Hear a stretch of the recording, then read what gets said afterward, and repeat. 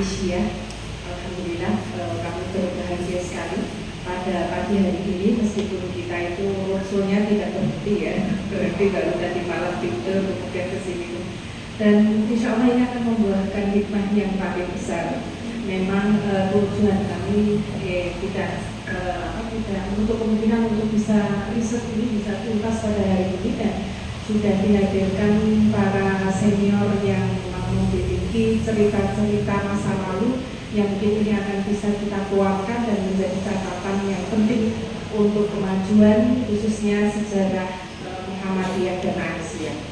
Dan bapak-bapak ibu yang saya hormati, untuk sesi kali ini nanti akan diberikan sedikit pencerahan khususnya untuk menuju kepada riset jejak sejarah. Nanti Mas Ahmad sebagai sejarawan yang mungkin nanti akan menggali banyak terkait dengan cerita atau dokumentasi yang sudah dikumpulkan, kemudian nanti akan ditanyakan lebih jauh untuk kelanjutannya atau kejelasannya kepada ibu-ibu dan bapak-bapak sekalian.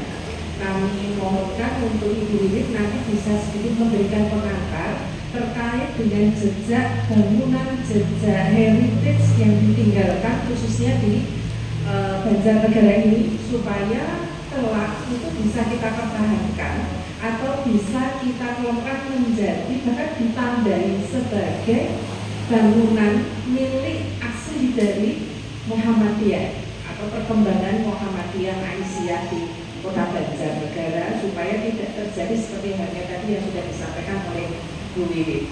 Dan mudah-mudahan untuk siang hari ini nanti bisa tuntas paling tidak selama 2 jam maksimal, dan mudah-mudahan tidak sampai 2 jam itu bisa clear. Insya Allah kami mohon kepada Bapak atau Ibu semuanya bisa memberikan keterangan atau penjelasan yang lebih luas begitu. Dan kami persilakan kepada Mas Ahmad bisa maju ke depan. Ini mungkin nanti sekalian Mas bawa kursi ya. Bawa kursi. Ya, kursinya dibawa ke sini. Ya, sekalian bawa kursi didampingi sama Bu Wiwit, sama Mas Al sekalian boleh. Mas Al untuk menguatkan, untuk bisa menanyakan sama Bu Wiwit nanti bisa. Ya, ini Mas Ahmad, kemudian ini Mas Al, beliau juga yang mengulik banyak sejarah untuk penguatan Museum Bukhari di Parangkel. Mas Bukhari untuk penguatan khususnya di museum. Bu Wiwit kami persilahkan, kami mengundang kembali untuk bisa hadir. Kamu di sini, di situ untuk suhunya. Ya Bu Wiwit. Ya. Sebelum nanti kita buka, nanti untuk Bu Wiwit kami persilakan untuk bisa mengantarkan terkait dengan materi heritage.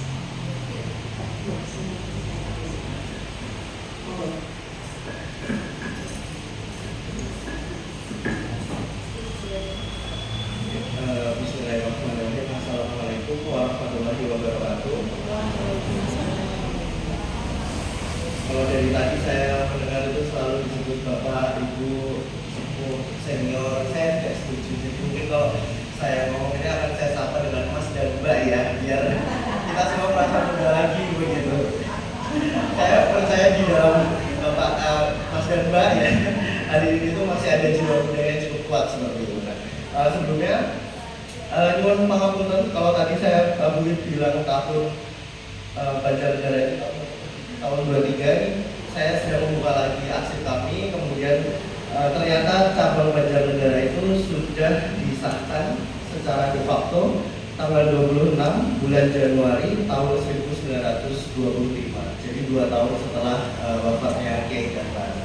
Nah kemudian berkaitan dengan seperti judul kita hari ini tentang rehabilitasi di Walidah begitu ya.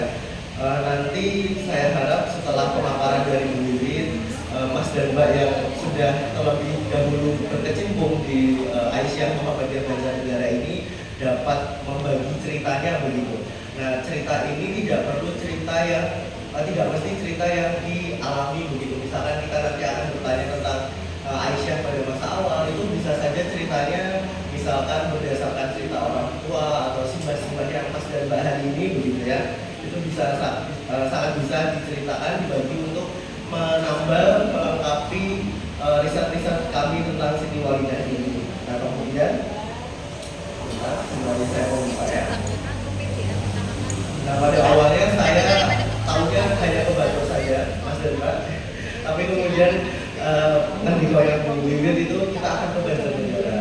Kemudian pertanyaannya, kita ngapain Bibit ke Banjarnegara? Karena nyari pernah ke Banjarnegara, kata Bibit seperti itu. Nah kemudian beberapa waktu selanjutnya kami coba membuka riset kami dan data yang telah kami temukan, dan ternyata memang Siti Walidah itu melakukan semacam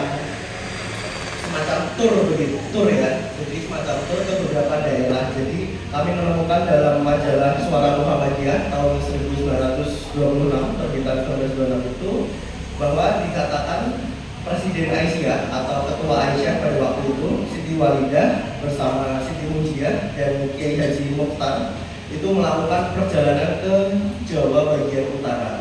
Nah, Jawa bagian utaranya ini ternyata tidak dimulai dari Banjarnegara atau tidak diakhiri di Banjarnegara, tapi justru menurut keterangan ini dimulai dari Kudus, dilanjutkan ke Pekalongan, Pekajangan, Tegal, Selawi, Bumi Ayu, Purwokerto, Aji Barang, Purbalingga, Banjarnegara, dan Temanggung. Jadi setelah dari Purbalingga diberitakan Siti Walidah bersama beberapa murid dan perwakilan dari Muhammadiyah Aisyah ini sampai ke Banjarnegara. Nah kemudian itu di tahun 1926. Nah sayangnya dalam terbitan Muhammadiyah pada masa awal itu tidak dituliskan secara detail. Misalkan Siti Walidah itu ke Banjarnegara naik apa atau berhenti di mana, melakukan apa. Nah, jadi kebanyakan data yang kami temukan itu hanya berita bahwa Siti Walidah ke misalkan ke Banjarnegara atau ke Batur seperti itu. Sehingga ini juga menjadi challenge bagi Bibit kami saat ini untuk merekonstruksi kira-kira itu masih ada peninggalan baik yang fisik maupun oral gitu ya, memori kolektif atau tidak. Makanya dari itu kenapa dari tadi Bibit selalu bilang cerita jari-jari itu kemudian jadi penting ya, karena untuk menambah ini ketika Siti Walidah pergi ke suatu tempat. Nah nanti setelah ini akan dilanjutkan sesi Bibit tentang heritage terlebih dahulu, tentang bangunan heritage dan kaitannya dengan riset Siti Walidah begitu ya. Dan nanti kemudian selanjutnya baru kita akan sesi sharing begitu ya Bibit, tentang sebenarnya ada cerita apa begitu tentang Siti Walidah di Banjarnegara. Jadi nanti tidak perlu khawatir kalau Mas dan Mbak itu, wah saya dengarnya dari bang buyut saya dengarnya dari uak saya dengarnya dari simbah saya, bukan saya sendiri yang mengalami itu, tidak apa-apa, sehingga masih bisa kita lacak ke sohihannya begitu istilahnya. Jadi masih ada nasab ceritanya dari siapa begitu. Meskipun nanti hanya sedikit, tidak terlalu banyak, itu tetap penting bagi riset kami untuk melengkapi perjalanan hidup dari seorang Siti Walidah ini. Makatan setelah ini akan dilanjutkan oleh sesinya Bu Yudin. Baik, saya berdiri ya Bapak dan Ibu ya. Saya mungkin akan mengambil waktu sebentar saja. Hanya bagi pada maksimal 15 menit. Kalau diingatkan berarti saya kalau 15 menit. Saya ingin mengatakan begini, pentingkah Muhammadiyah merawat heritage dan masa lalu? Muhammadiyah di sini saya bicara juga tentang Aisyah. Karena ketika kita bicara heritage, kadang karena heritage itu usianya itu minimal 50 tahun, maka ketika pada saat itu biasanya tidak ada perbedaan antara Muhammadiyah dan Aisyah. Nah, heritage itu apa sih? Heritage itu adalah bahasa lain dari cagar budaya. Cagar budaya itu apa sih? Bahasa lain dari peninggalan budaya. Bisa berupa bangunan, bisa berupa kuliner, bisa berupa barang, apapun yang kemudian itu disebut peninggalan buatan manusia yang dia punya nilai penting, itu bisa disebut heritage. Nah, kenapa heritage ini menjadi penting kami kenalkan? Tahun periode 2022-2027 ini merupakan periode pertama bagi Muhammadiyah dan Aisyah kita bicara serius tentang heritage. Periode sebelumnya kita tidak, kita masih bicara soal peninggalan museum. Tapi untuk periode sekarang kita bicara heritage. Kenapa? Karena ternyata heritage itu, Bapak dan Ibu, saya pakai bahasa heritage ya. Ya nanti di kepala Bapak dan Ibu tuh pokoknya kalau heritage ya bangunan kuno, teman-teman. Yang penting bahasa saya adalah heritage. Nah, kenapa ini penting? Karena ternyata heritage yang ditinggalkan Muhammadiyah, Aisyah itu merupakan jejak-jejak peradaban yang sudah dilakukan oleh Aisyah dan Muhammadiyah. Contoh Bu, next aja, mungkin next aja. Ya ini contoh Aisyah. Bu, TK Abbas ini berdiri tahun berapa Bu?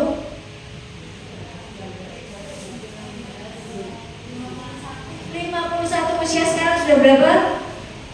75 tahun kan? 75 tahun itu sudah masuk heritage. Bangunannya sudah pernah dirubah belum?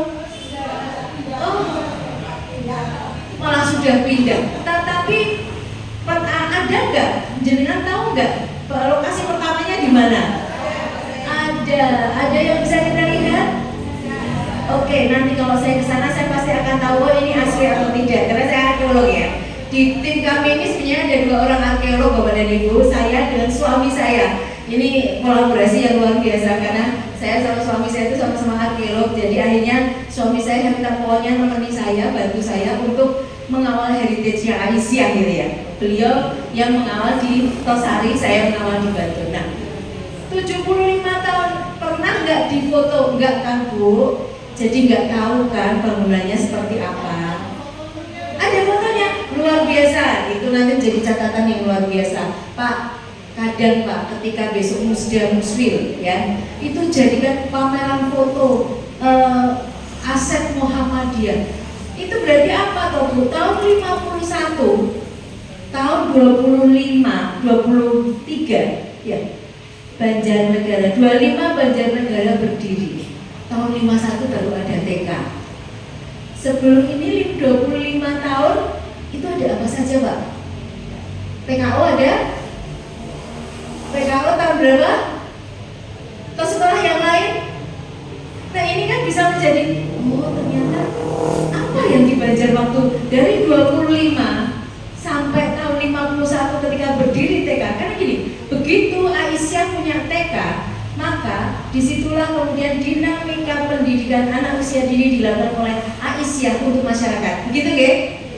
Artinya itu dimulai dari apa? Jejak sejarah, jejak heritage-nya yang sama sekali mungkin sebelumnya ibu-ibu nggak mikirkan cuma udah berdiri aja. Tapi ternyata setelah dikupas, ya 51 loh. 51 itu Indonesia baru 5 tahun loh merdeka loh. Banjarnegara itu kira-kira bangunannya udah ramai seperti ini apa belum ya? Belum, masih banyak hutannya, masih banyak sawahnya. Tapi Aisyah sudah berkiprah. Ada TK Abang. Luar biasa kan? Rumah sakit Pak, PKO itu tahun berapa? Muhammadiyah berkiprah untuk masyarakat Banjarnegara lewat kesehatan. Bisa terlacak tidak? Kalau bisa terlacak luar biasa kan? Ini ada yang kami maksud. Heritage itu adalah jejak peradaban yang bisa membuktikan Muhammadiyah, Aisyah tidak sekedar ngobrol. Muhammadiyah, Aisyah itu benar-benar melakukan activity untuk masyarakat melalui amal usahanya. Itu yang saya maksudkan. Musola Aisyah Bu, ada? Khusus perempuan kan? Oke, tahun berapa Bu? Tidak ada tahunnya, oke. Tahu nggak? Mas pasti asli. Oke, Mas Ahmad nanti kita ke sana ya. Saya akan tahu. Kayak kemarin ketika kami di Banjarnegara. Ini bangunan rumah yang didirikan, yang mereka akui, mereka yakini sebagai tempat berdirinya Muhammadiyah. Mereka mengatakan tempat berdirinya Muhammadiyah tahun 1925. Saya melihat arsitektur bangunannya, saya bilang sama teman-teman, ini bangunan semacam ini didirikan sekitar tahun 1920-an. Karena apa? Ada Art Deco, ada ini adalah ciri arsitektur bangunan 1920-an. Artinya apa? Masuk akal. Mereka berdiri di bangunan itu cukup besar, bisa dikatakan kaya begitu, dan dijadikan activity Muhammadiyah. Begitu juga nanti di Musola Aisyah Kauman berdiri 1922. Saya mengatakan ini masih asli, ada art deconya, ada bentuknya seperti ini, menjadi ciri khas arsitektur. Nah ini kalau kita lihat, kita bisa melihat, ternyata Bapak dan Ibu semuanya, Banjarnegara itu gak cuma mendirikan tahun 25 kok, setelah itu gak ada aktivitas loh. 51 kita sudah berkiprah untuk PAUD usia dini. Tahun berapa lagi nanti Musola Aisyah, ketika nanti saya bisa mengatakan, oh ini 30-an, oh ini tahun 25-an, oh ini tahun ini. Berarti aktivitas perempuan di Banjarnegara pada waktu itu sudah luar biasa. Begitu berdiri 1925, Muhammadiyah tidak hanya Muhammadiyah saja, karena ada Musola Aisyah, maka perempuan itu sudah bergerak. Itu dari heritage. Makanya kenapa kami itu kemana-mana, ayo yuk dilihat lagi yuk bangunan kita yuk. Ini akan bisa menunjukkan di mana posisi kita dalam peradaban bangsa ini. Peradaban Banjarnegara itu seperti apa? Waktu itu sudah ada belum pemerintahan Banjarnegara? Mungkin belum. Tapi Aisyah sudah berkiprah. Nah ini kan satu hal yang sangat luar biasa.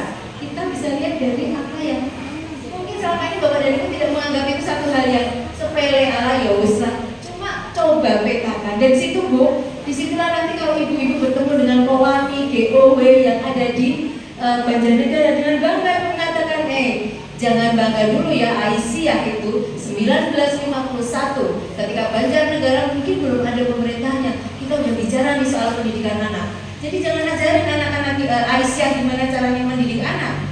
51 pemerintah belum ngapa-ngapain, kita sudah bergerak. Itu adalah satu titik yang memang harus kita lakukan. Nah, ibu-ibu, bapak-bapak, kami memang mengharapkan, kalau saya sekarang berbicara tentang Aisyah, tolong lihat satu TK Bu, karena itu benar-benar menjadi fondasi gerak Aisyah di daerah itu. Hampir semuanya ditandai dengan berdirinya TK. Okay. Yang kedua, panti asuhan. Panti asuhan Muhammadiyah ada nggak Pak? Ada. Itu lama nggak Pak? Karena panti asuhan itu merupakan salah satu pilar awal juga. Kiai Dahlan itu mendirikan panti asuhan PA-nya itu pada awal-awal beliau mendirikan Muhammadiyah juga. Itu panti asuhan. Yang ketiga, lembaga kesehatan. Kalau di sini mungkin belum rumah sakit tapi BKIA. Ibu saya itu adalah dulu pimpinan pusat Aisyah yang termasuk salah satu pencetus atau yang pencetus apa ya?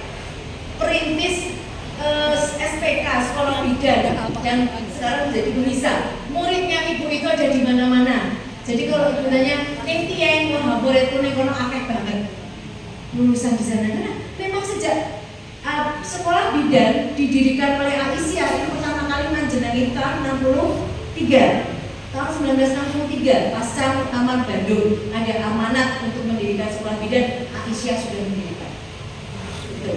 Kemudian apa hasilnya? Semua hasil dari sekolah bidan itu, sekolah perawat itu disebar ke seluruh Indonesia. Mereka akan mendapatkan murid-muridnya itu di situ. Lembaga kesehatan. Dan yang keempat apa ya? Lupa aku. Kesehatan, pendidikan, agama, ekonomi apa? Bukan bencana, saya agak lupa. Tapi memang tiga itu belajar. Pendidikan, TK ABA, panti asuhan, kemudian lembaga rumah ibadahnya sama rumah ibadah. Jadi 4. Pendidikan, kesehatan, sosial, panti asuhan dan 1 rumah ibadah. Masjid Muhammadiyah berdiri tahun berapa Pak? Paling lama Pak, paling tua didirikan. Masjid milik Muhammadiyah tahun berapa Pak? Tahun berapa Bu? Tahu? Yang masjid paling tinggi tahun berapa Pak? 1918. Bapak usia berapa Pak? Bapak usia berapa? Pak siapa? Pak? Pak Zainuddin usia berapa Bapak? 88. Berarti beliau lahiran tahun 37. Beliau punya ingatan kenapa?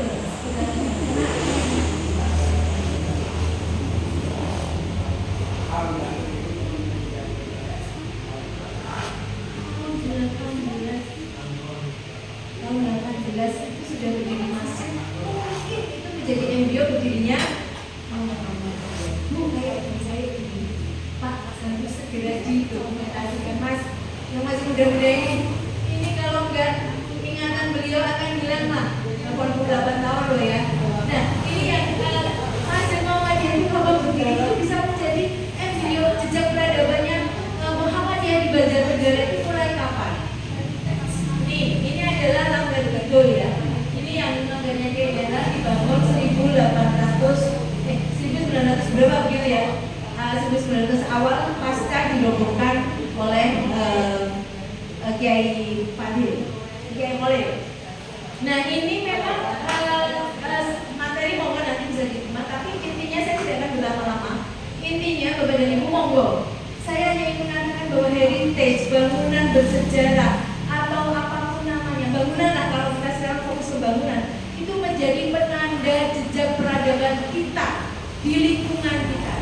Kita bisa bicara Aisyah itu sudah peduli terhadap anak jauh sebelum pemerintah Banjarnegara itu mencetuskan berdirinya PK.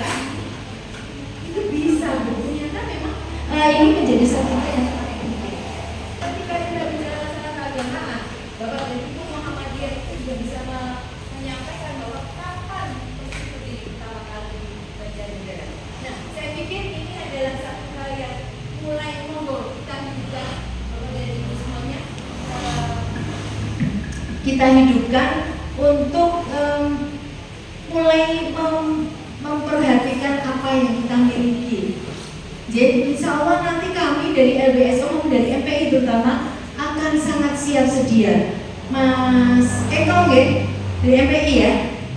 Kami di Batur, saya selaku wakil ketua MPI pada waktu itu mengatakan, Mei saya akan ke sana lagi dan saya akan menetapkan memberikan plakat tentang heritage di bangunan yang merupakan tempat berdirinya Muhammadiyah, sehingga orang akan tahu, oh ternyata Muhammadiyah di Batur itu benar-benar lama, benar-benar menjadi satu fondasi karena sudah ada sejak tahun 1925 dan ada jejaknya, tidak sekedar kita hanya omong kosong.